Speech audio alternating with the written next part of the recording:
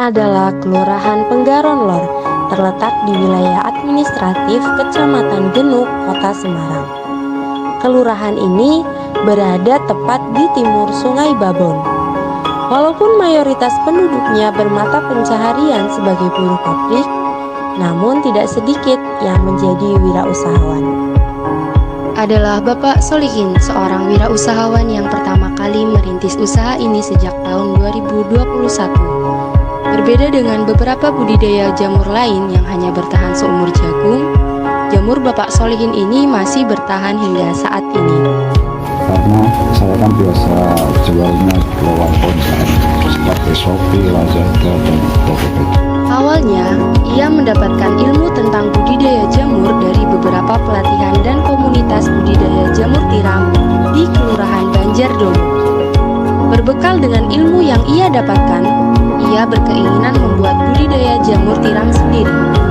Ia tertarik mendirikan budidaya ini karena kelonggaran dan kemudahan perawatan jamur. Perawatan budidaya jamur sangatlah mudah. Perawatan harian cukup dilakukan dengan penyiraman secara rutin, sedangkan perawatan lain hanya berupa penataan backlog di rak, membuka backlog ketika bibit jamur sudah merata, dan pemanenan secara bertahap. Dibutuhkan waktu antara 1 hingga 1,5 bulan sejak dimasukkan kumbung hingga jamur bisa mulai tumbuh. Setelah bibit jamur tumbuh merata, backlog akan dibuka agar jamur bisa keluar untuk dipanen. Di antara hal yang perlu diperhatikan dalam budidaya jamur adalah sirkulasi udara yang lancar dan kelembapan air. Kumbung dengan sirkulasi udara yang lancar akan memberikan suplai oksigen yang memadai untuk si jamur. Sedangkan suhu harus dijaga tetap lembab dan tidak kering karena suhu panas akan menghambat pertumbuhan jamur. Budidaya jamur tiram ini memiliki banyak potensi yang masih bisa digali. Kebutuhan pasar terhadap jamur tiram sendiri masih jauh dari terpenuhi, maka tidak perlu pusing untuk menjual hasil panen. Pak Solihin mengaku tidak pernah mengantarkan panen jamur karena selalu habis dijemput ke rumahnya. Masih kurangnya karena dengan banyaknya pesanan dan juga kurangnya bibit, masih kurang banyak masih banyak yang pesan untuk merambah yang jamur yang lain, malah nanti kan satu aja kan belum bisa melayani bakul-bakul yang berbagai. Kedepannya, Pak Solihin berencana untuk membuat backlog sendiri sehingga ia tidak perlu membeli dari penyuplai. Ia juga berharap budidaya jamur bisa berkembang jika ada penyuplai backlog yang dekat dan mudah dijangkau oleh warga sekitar. Nah, tadi sekilas tentang UMKM jamur tiram. Sekarang kita lanjut ke UMKM berikutnya yang ada di Penggaron Lor. Dari bentuknya pasti kalian sudah tahu benda apa ini. Yap, benar sekali.